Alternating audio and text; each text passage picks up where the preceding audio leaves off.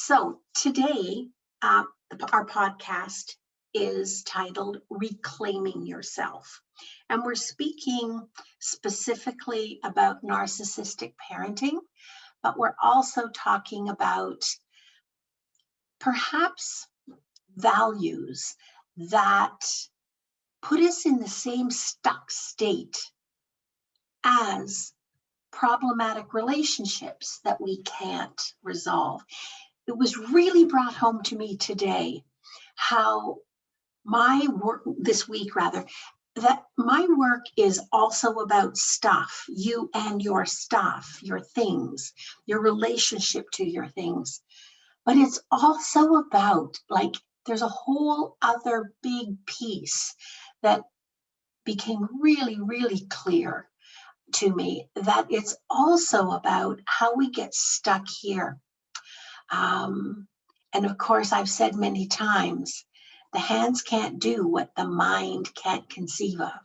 So let's get started. We're going to start with just a basic question, all right? And the basic question is, when we begin to ask ourselves, who am I really? How can I factor always?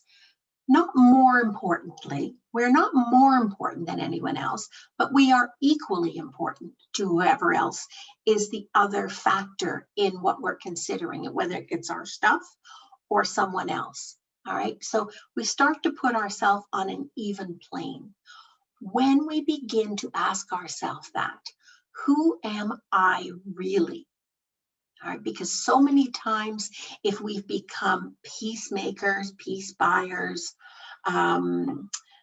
conflict avoiders, people pleasers, we're not anywhere near asking ourselves that question.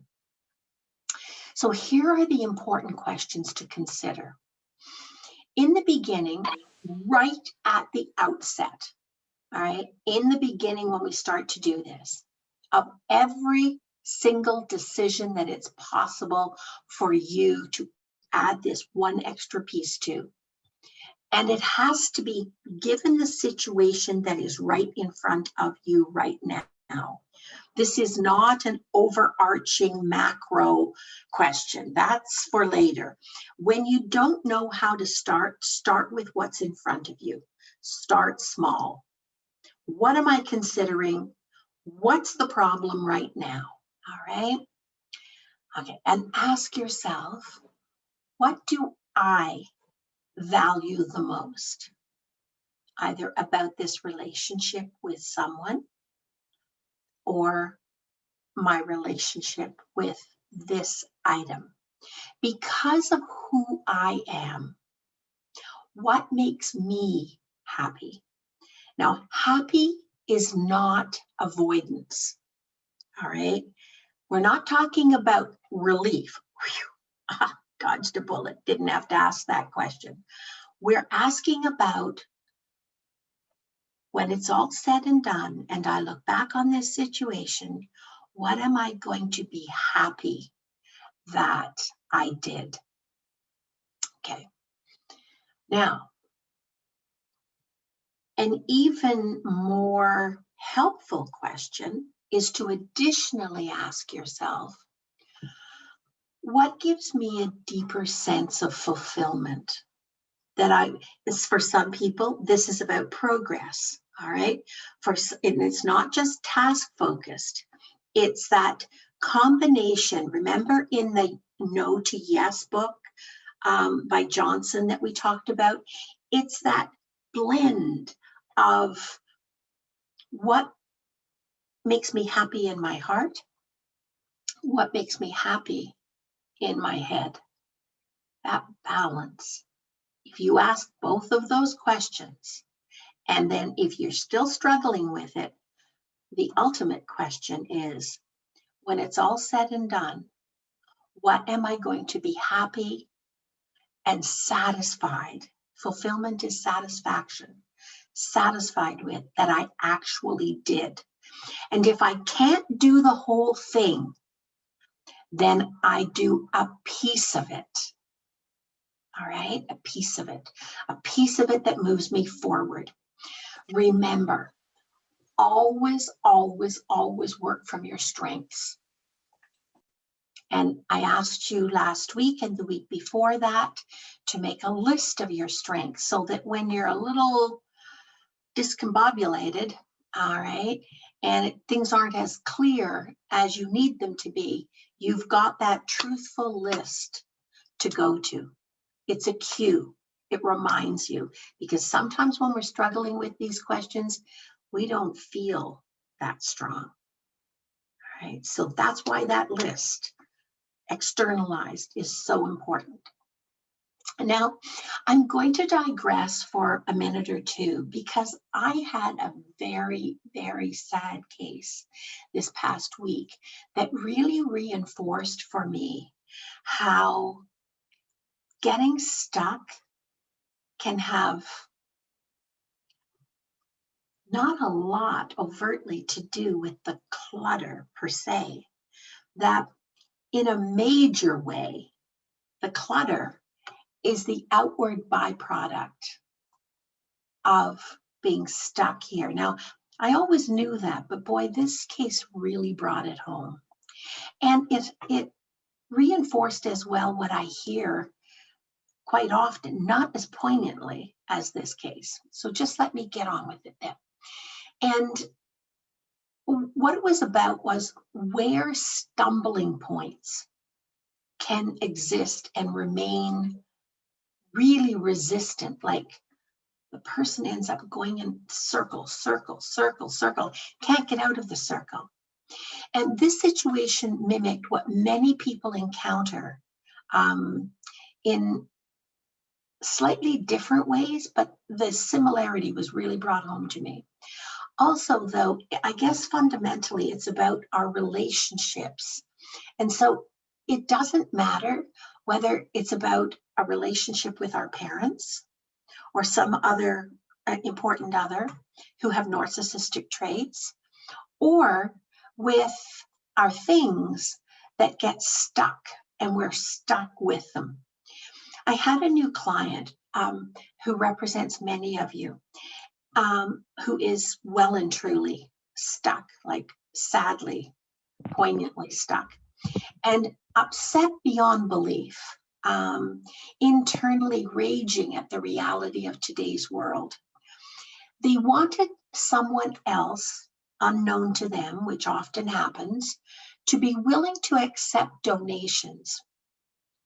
But donations of worn out things, things that were stained, frayed, they had holes.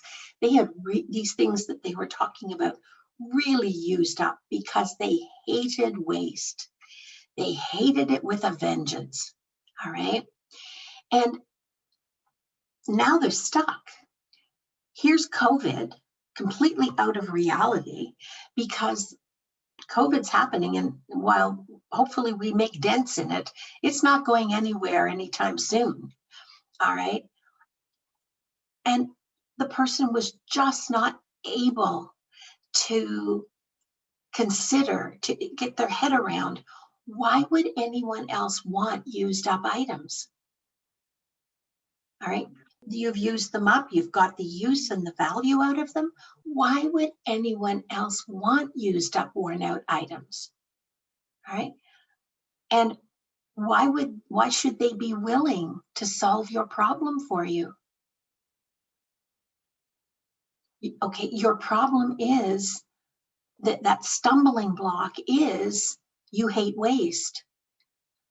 But in the absence of these kinds of solutions existing, and they don't, do you realize what you're setting yourself up for?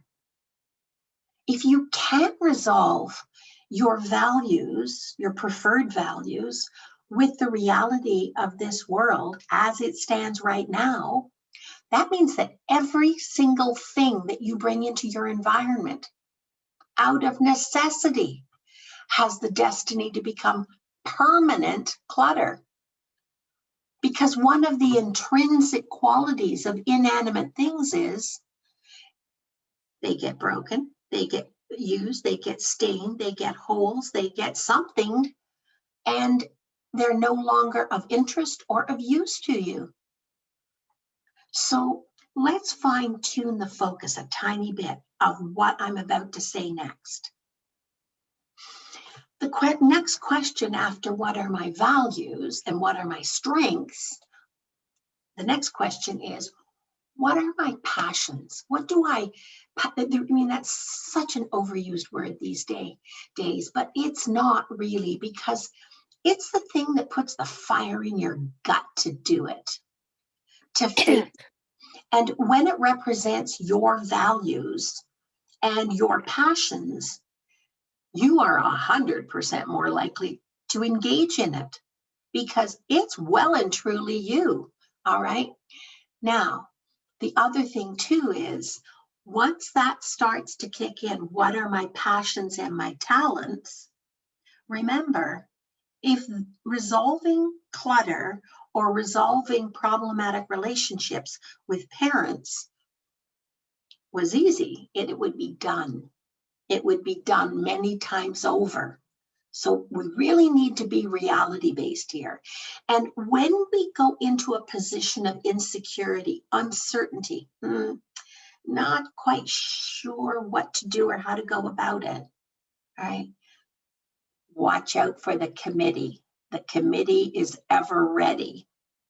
And we know that the committee represents the committee, does not represent us. All right. What would you say are your values, not the committee? As soon as you use the word must or should, that's the committee talking. Okay, because when you're talking from yourself, from the authentic you, there is no should, there is no must. All right. All right. So now let's look specifically at the situation that's right in front of you right now.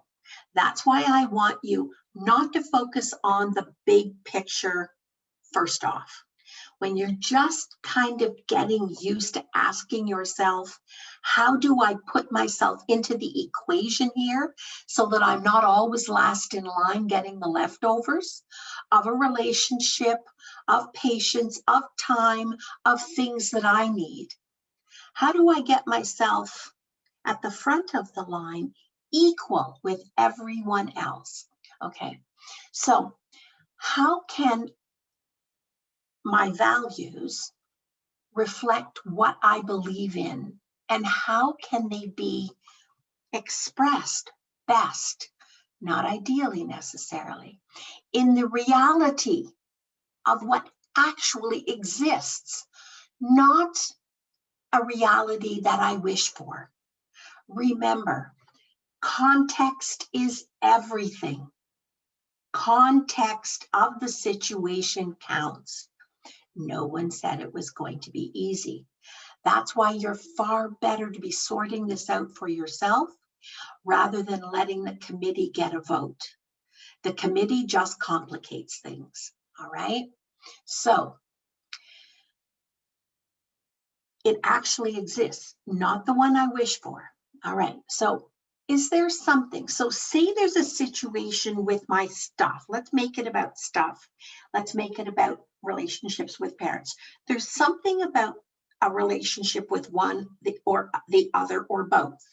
All right, that is there something that I need to do to be part of, to make possible that preferred world reality?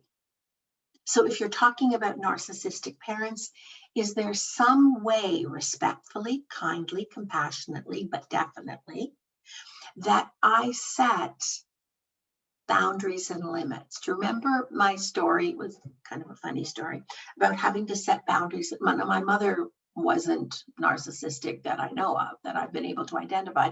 But there are times when, as an adult child, or sometimes before that, we need to set boundaries and limits for our parents, right? And so I jokingly told you two podcasts ago that there were 3 topics that I had to inform my mother of that we were not going to discuss. Why? Because it always went south quickly. All right. And it ended up in like a quagmire every time. That was sex, religion, or Highland dancing. All right. Okay. And so I had to do a lot of thinking and a lot of soul searching to come up with that list. But it was definite. And then I had to work up the courage to actually say it. And then I had to only once, had to work up the courage to reinforce it. But there's nothing like following through, saying what you mean and meaning what you say with love and compassion and respect. There's nothing like that to make the point, and you don't often have to repeat. So I strongly encourage you, okay? All right, so if the reality that reflects your desired value doesn't exist, here's a little bit of reality that you do need to come to terms with. That situation doesn't exist. So this situation facing me, however, I must deal with. Okay, a situation avoided is only a situation that is going to continue to grow. The relationship with your parents will continue to become more manipulative, and you will dig that pattern in deeper. You will go there more naturally. They will go there more naturally, and neither one of you is going to be happy. All right, this is not going anywhere. And it doesn't have to be parents. It can be brothers, sisters, it can be anybody. We're just talking about parents because they are a primary relationship. However, the same is true with your stuff, right? You have a relationship with it. All right. And you must deal with at least the safety corridors and anything else that is really, really aggravating you. So to deal with what is right now, I need to make a transition within myself, and maybe to deal with the here and now, because the two are incompatible. All right. I hate waste, or it has to go to a perfect home, or these are the conditions, but I've set so many conditions that I, as an individual, don't have the power or the ability to deliver on them. That is just avoidance spelt differently. And you're sticking yourself. You're setting yourself up. Don't do that.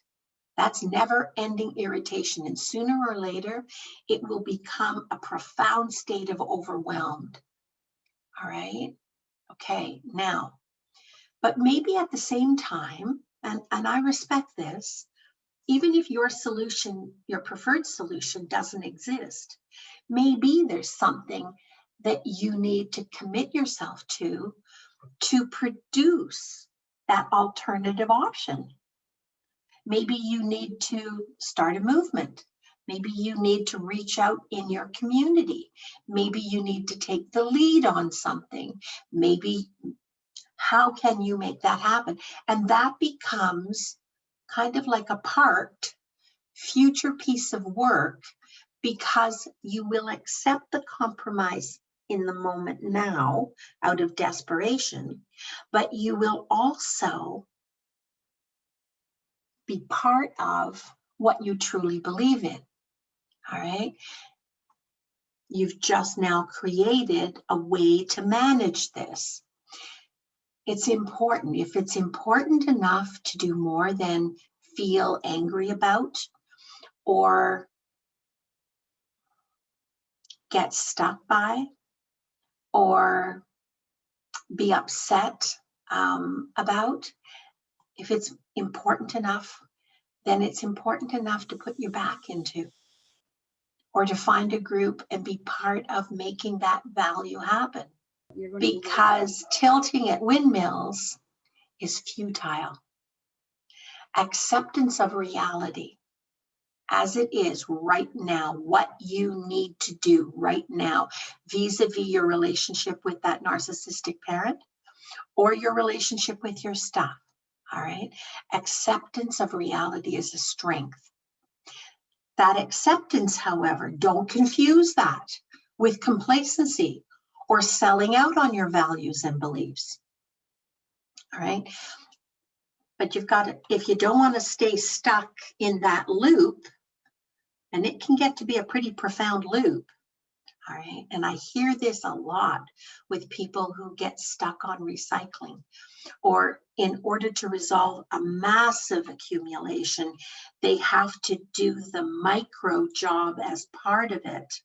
Sometimes when the plane is going down and you need relief, you put your mask on first. You don't worry about the landing gear. You don't worry about the air temperature in the cabin. All right. You got your seatbelt on, you got your mask on.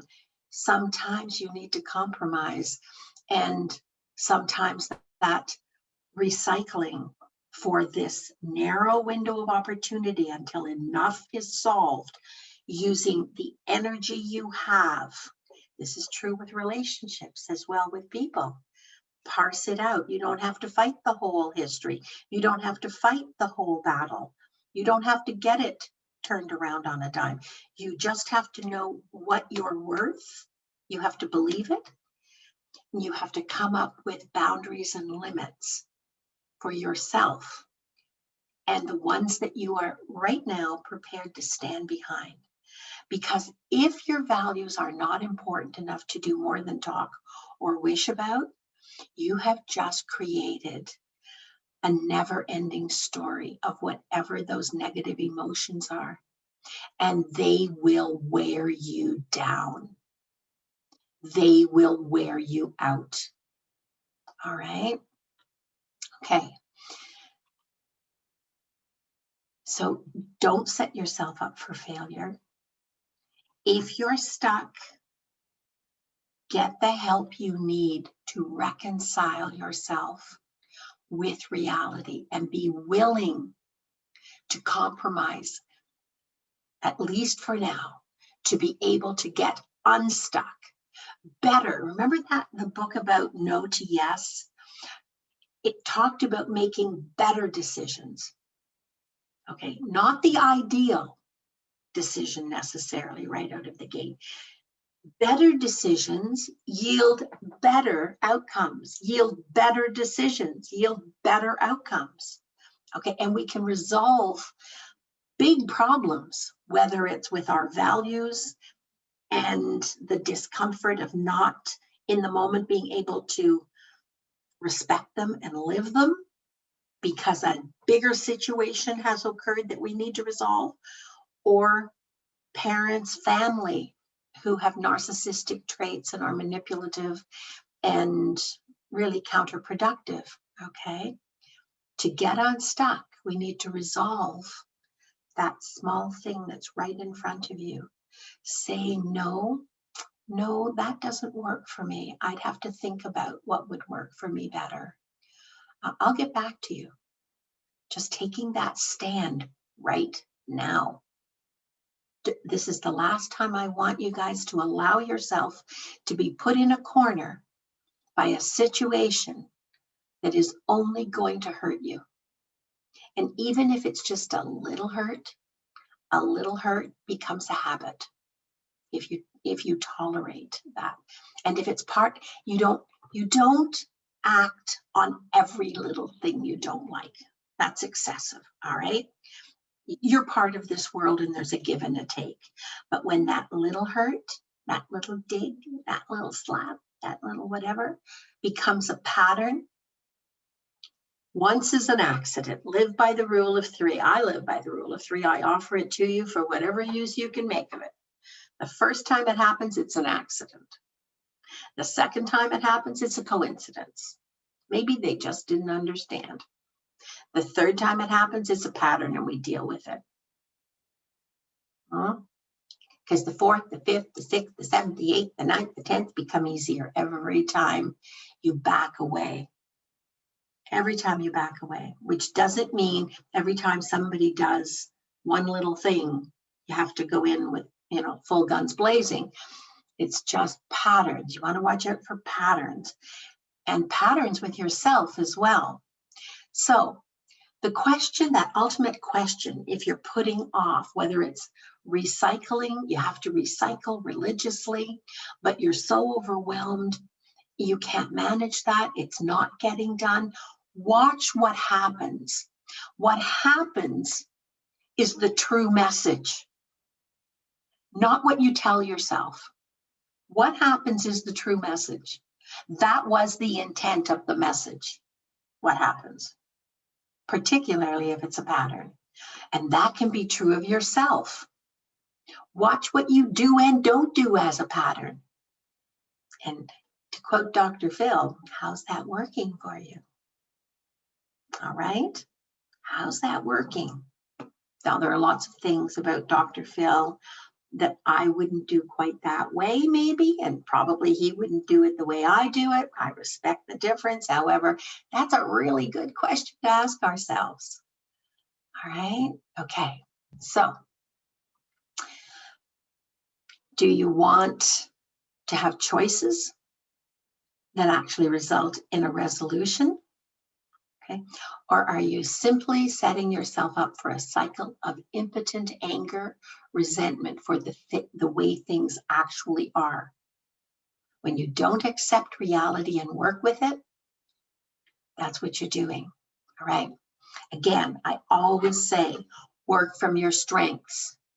Never go to fear. If your automatic response is to go to fear, I don't know how I'd say that to them. Well, get in front of the mirror. After the third time it happens, get in front of the mirror and role play it. Role play it. Fine tune the language. Language is powerful. The relationship you feel with them, not the emotion, respect, love, affection, whatever, all right? That you are expressing it with respect, okay? You're using I messages, not you should do this when you did that, all right? Watch your body language. Practice, practice, practice. Get ready, because if there was a third, there probably will be a fourth. All right, now, so never go to fear and never remain in a cycle of anger. Anger will wear you out and it will spin you around in circles like nothing. All right. So now let's go a little more specifically to just narcissism in, let's say, family relationships. We're talking specifically parents, but it could be anybody. All right. Ask yourself this.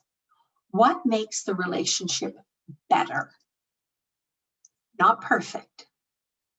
And right now, what resolutions do I see as possible?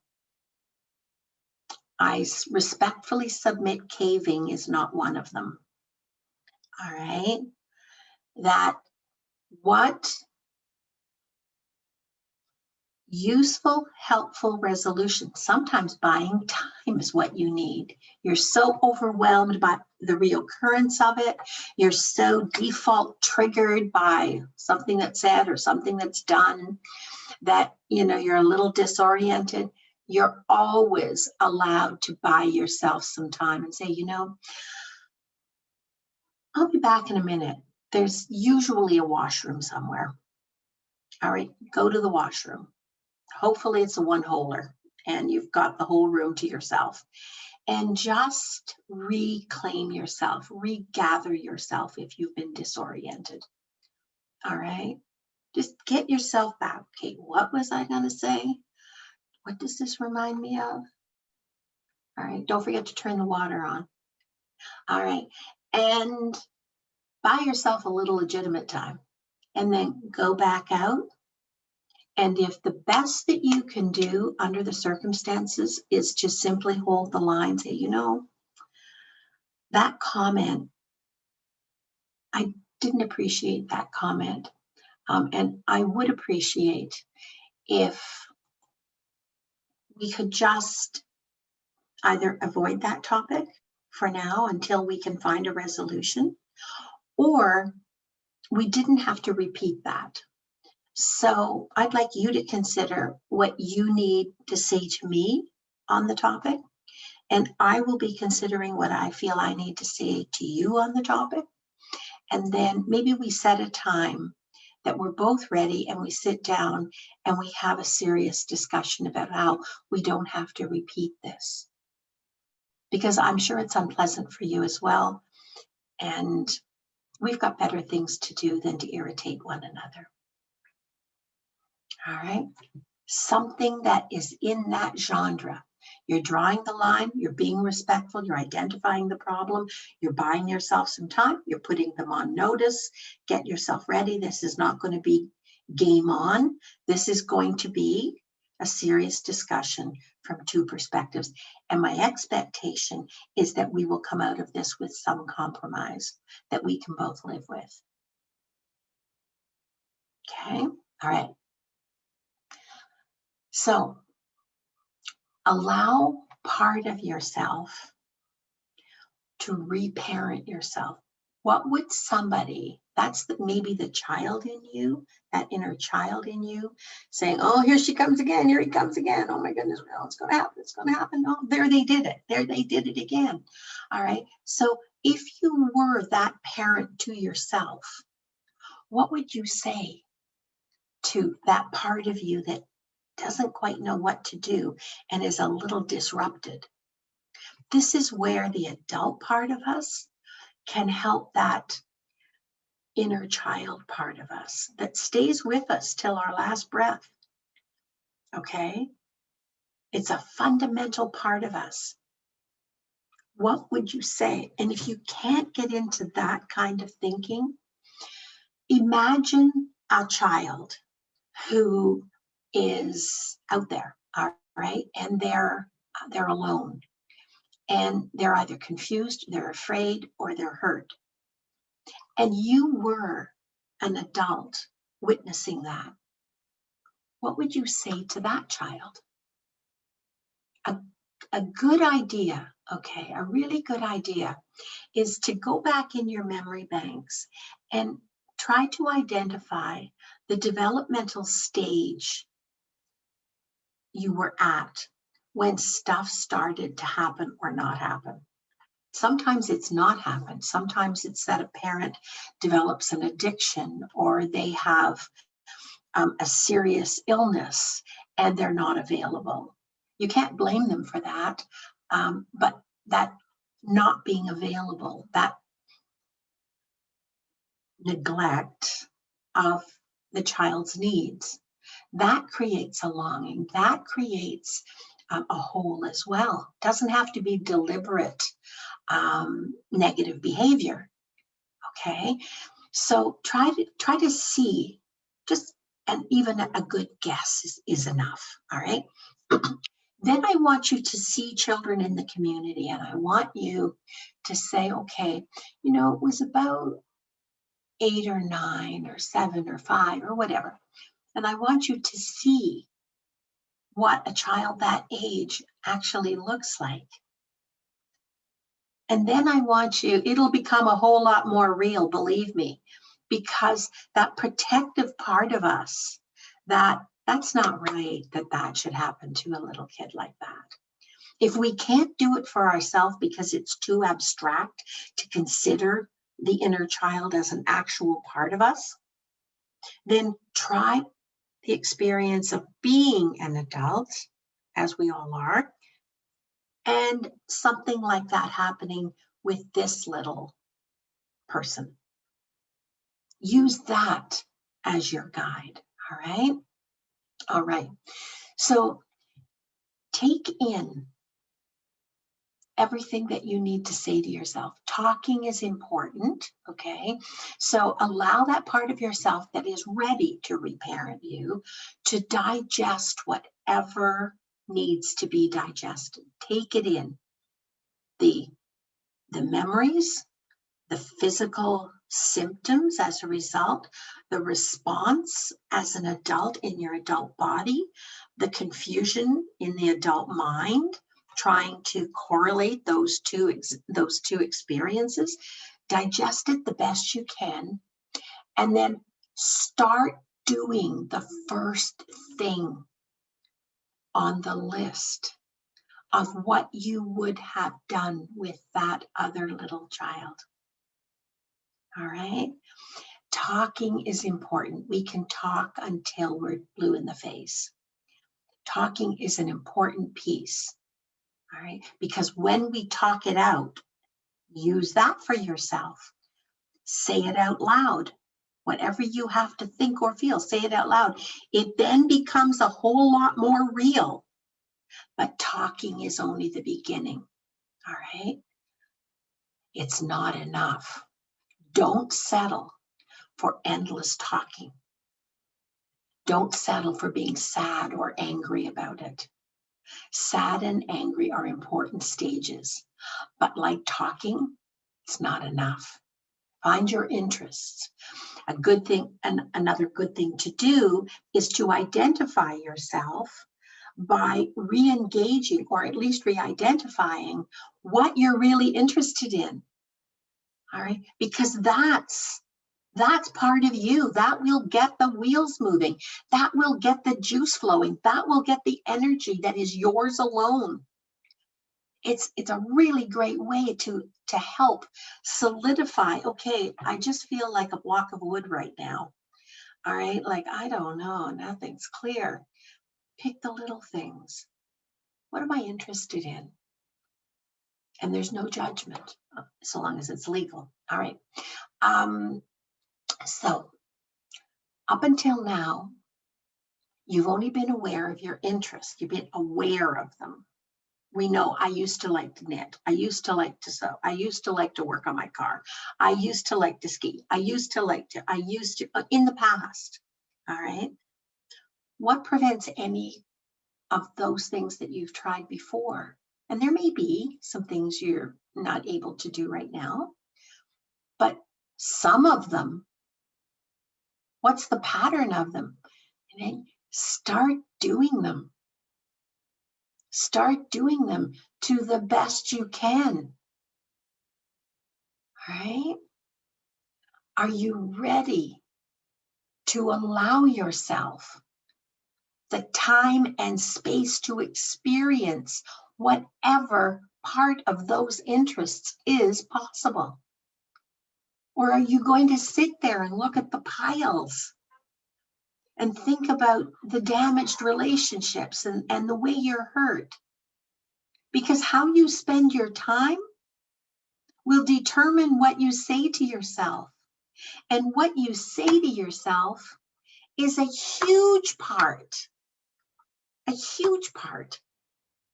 of what you enable yourself to do. It's not all or nothing. It's about better.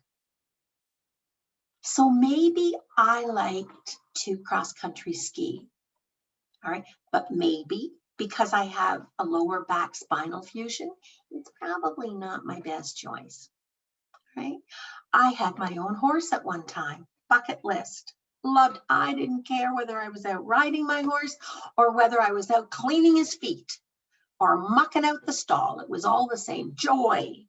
This is like, whoa, it doesn't get better than that. I did tell you I once wrote a poem in grade 7 about the smell I love the best of all. It's the one that comes from a horse's stall, right? Like, this is true. Well, right now, it's just not possible to do that. But in lieu of, what are the elements of my interest? I love the wind in my face. Not when it's -20, all right? But when there's the slightest breakthrough, I have 2 little dogs that like to go for a walk, and you know what? They're not that well behaved. And so it's a little like being dragged along with the poles and driving yourself. It's enough of a similarity. I'm going with it, all right? What are the elements that are possible right now? There is no such thing as no. There is no such thing as no. Get a piece of the element of what interested you. You will be surprised at the focus and the energy and the sense of, just experiencing yourself. There's nothing like having a moment of me that just integrates you. It does more than sitting worrying about the piles. It gives you something of your own to come back to the piles with. It gives you a reason to deal with the piles. So if you're sitting there in a negative mindset and you're mourning the truth about insufficient parental relationships, just stop the nonsense now. Whatever's happening that is hurting you or costing you, stop it. Just stop the nonsense. Don't engage. As soon as they go to wherever they're going to go, you remember you have something, the committee meeting. You have a committee meeting. All right? At least stop. If you right now you can't resolve it, then stop it. Stop your participation in it. That's it. All right. Oh, is it that time? Make sure you wear a watch. It's not believable if you don't have a watch. Okay. Okay. You've been invited for dinner, or well, probably not during COVID. You're over somewhere and you can't really leave. There's always a washroom. If you're really overwhelmed by the negativity and whatever the games that are played, all right, go to the washroom and buy yourself a little time. Look yourself in the mirror and say, this isn't me. This isn't me. All right. This nonsense isn't me. And I'm going to go out and do my best to limit the damage today. That's what I can do. Okay. All right. So we've done a whole podcast on goals. They're called There's More to Life Than Decluttering Goals. All right. It's a chapter in the book as well. All right. So how many people are practicing joy, fun, and play? Little pieces of it every day. Where do you think your energy is going to come from? Joy is that thing that just goes, whoa. Oh. It's not the latest snowfall, all right? But it is the fact that today is 10 degrees warmer than it was yesterday. That's joyful. And getting out, I think I was a sailor or a West Island White Terrier in one of my last lives, because when I go into the wind, it's like, whoa, whoa, there's nothing like it. And I'm one of those really weird people who love overcast skies when there's a breeze. It's just, I don't know where I was in my last life, but it was a happy place. All right. What makes you happy that is available to you right now? Go do it. Go do a piece of it. Give yourself something to work with. You don't get today back if you waste it looking at the piles and feeling bad. You don't get today back. At midnight tonight, it's over. Make it count. Squeeze joy, fun, and play. As a kid, what was fun? What was fun? And play. I don't care how big the piles are. All right. Please don't let them be in the safety corridor. Okay, that's really important as a priority. But you still get a little time for joy, fun, and play every day. The other thing too that is really important for each of us, and that is the feeling that we make a contribution. So rather than put up with the nonsense of a dysfunctional relationship, okay, spend a little of that time contributing to giving back. It doesn't have to be monetarily. Maybe it could just be going on Facebook. That's what I'm doing in this week. There's been a death in the family, and we can't be there. We can't be there. And so the people who are hurting the most, I am like the ever ready bunny, okay, on Messenger and Facebook for about 4 of them who are absolutely distraught. Okay. Giving back. How can you give back? Who needs you and would appreciate your kindness, your thoughts, your little bit of your time? Nothing like making you feel like you are still a participating member of this society and of your family or of whoever, all right? To give back a little bit. It's got to be in balance. Got to be in balance. And don't forget the play, all right? So for those of you who have the book, go into, there's more than to life than decluttering goals.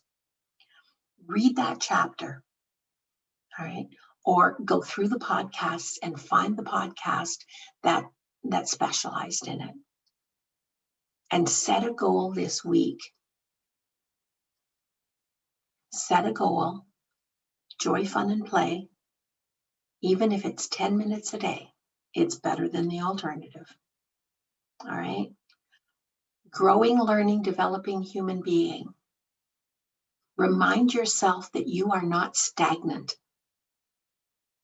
You are not, you're overwhelmed maybe, but that's not the same as being immobile. All right? And contributing, giving back a little bit might be a joy. And a tiny bit, an equal amount of work on a pile that is particularly irritating to you. Or at the same time, sitting down and figuring out those problematic relationships. What is one thing consistently that you can do that ends the game, that puts that relationship on a better footing? May not solve it. A solution requires both sides of the equation. But you do have the ability to limit the damage by the boundaries and limits you set and reinforce. Okay, all right. So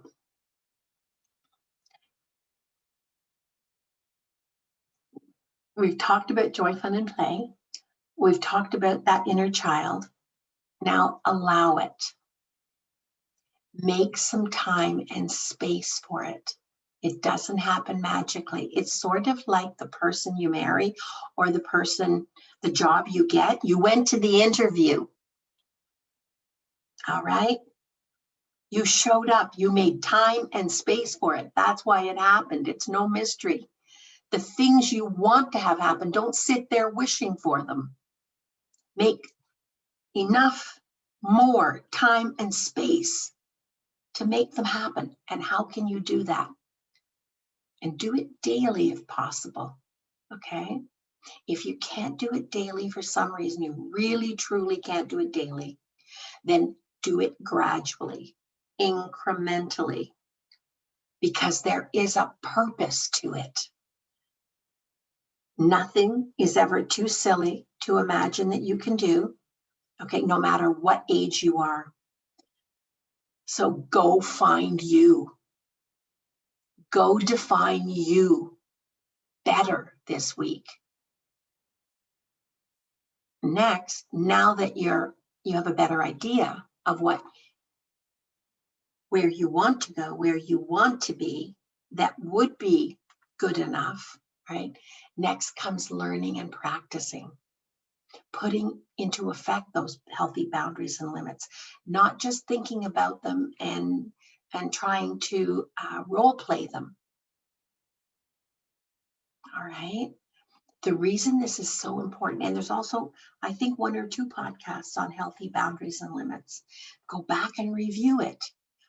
Thanks to Chantel, they're all identified. They all have banners. They all have titles. Yay, Chantel. All right.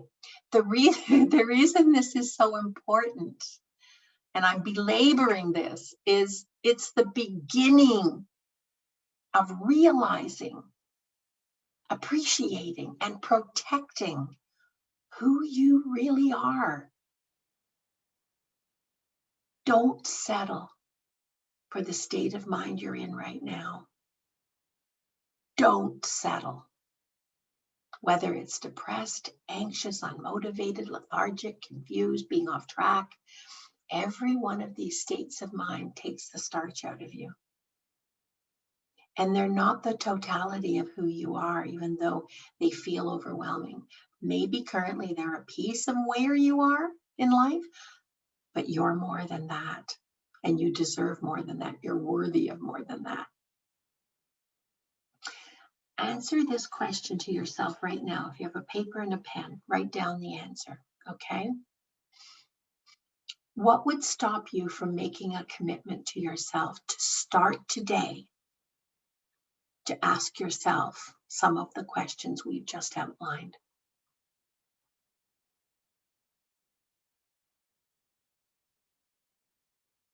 And if you've come up with something, all right, write it down. Post them wherever you can be reminded of them every morning. What's stopping you? And then every day, pick one of the reasons that it's stopping you and write a resolution that is doable in beside it. This is stopping me, but this is one reasonable, doable thing I can do about it. This is one reasonable, doable thing I can do about it.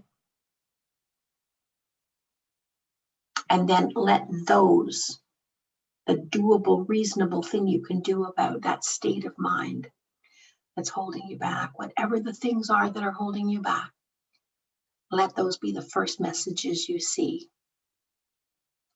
And if you're of a mind to, okay, email them to me. And maybe what we can do after we do the narcissistic fathering and the resolution of that, in case the resolution is different from mothering, we'll do a whole podcast on those. So take the time and do it. Okay, that's an action that you can do. And then I'll put together some solutions, some resolutions, some things that other people have done. We'll get started on brainstorming how to overcome the things that overwhelm you. All right? Okay, so there's 5 minutes and I'm going to open the chat room here.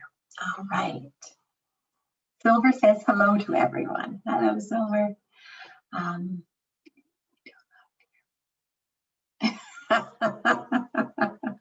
Somebody at Meriden, yeah, that's true. You don't often hear sex, religion, and Highland dancing in the same sentence.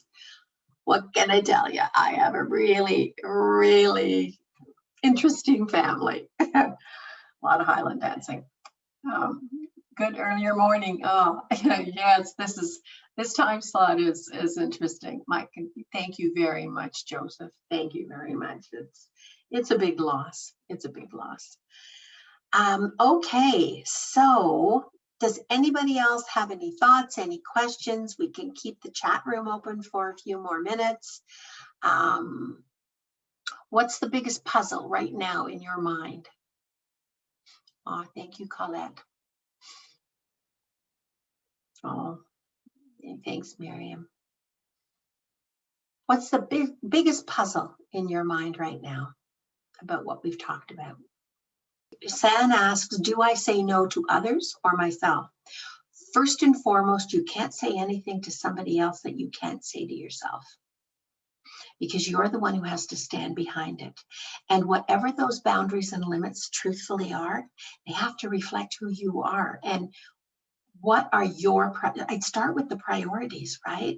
If it's that there's putting down or undercutting you or disenfranchising you from being legitimate or finding fault, just, you know, those people who are so negative, they always have to kind of tell you how you could be better, but you didn't really ask. Then those are the kinds of things that gradually you just kind of do that. And before you know it, as you're approaching them, you've got this, okay, it's going to start again. And already you're wasting energy. You're wasting energy. All right. Don't say no to yourself. Recognize it. Give yourself permission. Say, this is not a game I'm going to play. And so when they start to say something, let them do it once, because it's current in the moment, unless it's something that's really totally out of the question. And then say to them, I wanted to talk to you about that before. I would prefer that any suggestions are based on a question that I've asked you. Okay? Or it's always better to wait. And even if it's a parent, to say, that doesn't feel good. And none of us is perfect. None of us is perfect. And I frankly don't feel obliged. I've gotten so cheeky that if that happens to me, I say, I'm a flawed and perfect human being. And I'm enjoying it. Yeah. Some of my faults are the most endearing parts of me. Try that one. That'll work. Hadn't thought of that. Just come on, guys. Just for the heck of it, try it. The next time somebody takes a shot at you, say, yeah, it's true, but some of my faults are my most endearing qualities, are the things that people like the most about me. Sorry, you're not one of them. What are you saying to the person?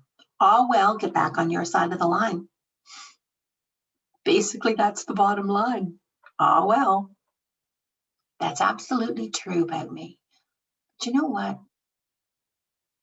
Some of my faults are my most endearing qualities and the things people most like about me.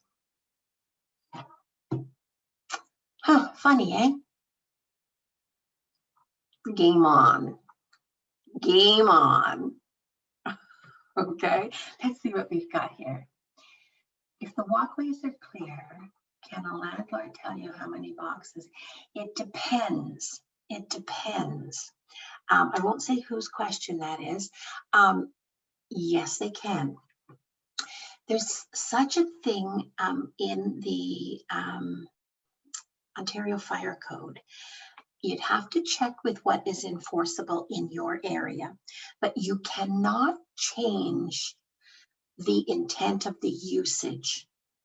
I ran into this with a client, many years ago, where he agreed, because it was an extremely serious situation, that the fire inspector come in and work as kind of a resource, okay, not an enforcement, but a resource.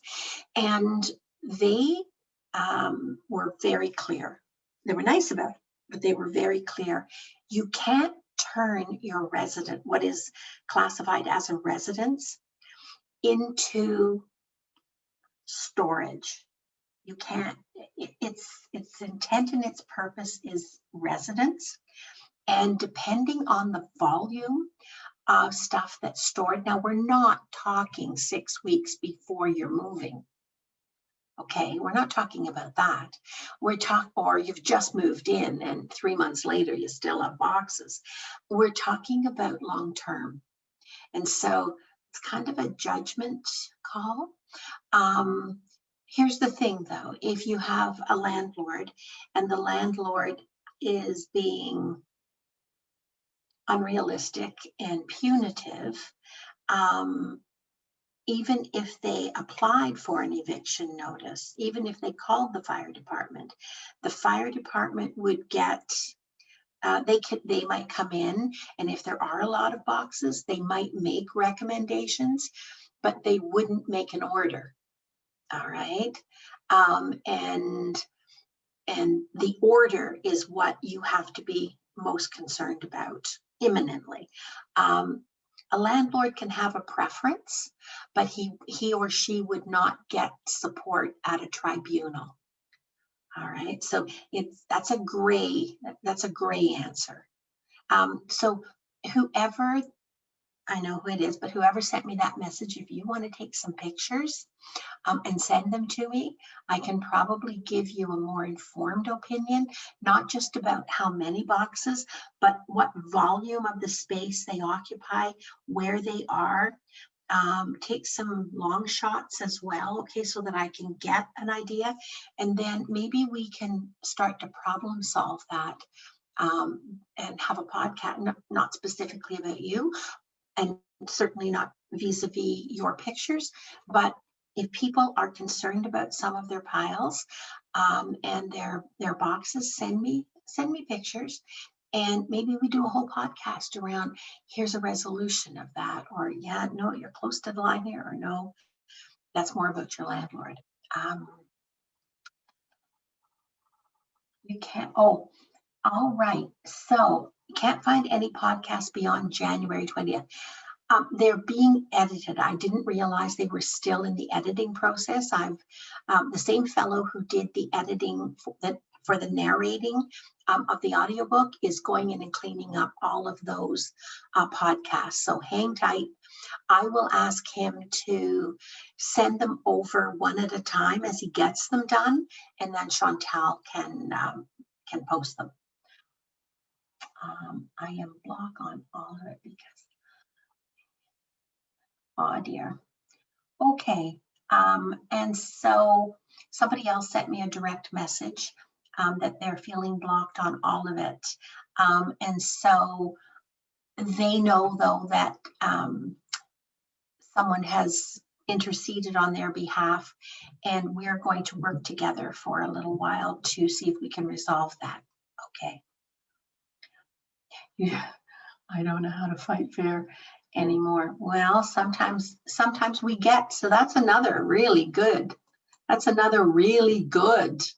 point. Sometimes when we allow ourselves to be pushed way beyond what's reasonable, all right, sometimes the damage done to us turns us into an aggressor as well. Don't go there. It's not the way to spend your life. All right, but do learn to protect yourself. Okay. Thank you. Okay, so we're going to have to wind up now. Next week, there's no reason that I know of that we will not be back at our regular time. So I will have had 2 coffees rather than 1. And I want all of you to be really, really good to yourself this week and make yourself worth finding the answers this week, even just the better answers to the questions that we posed. Okay?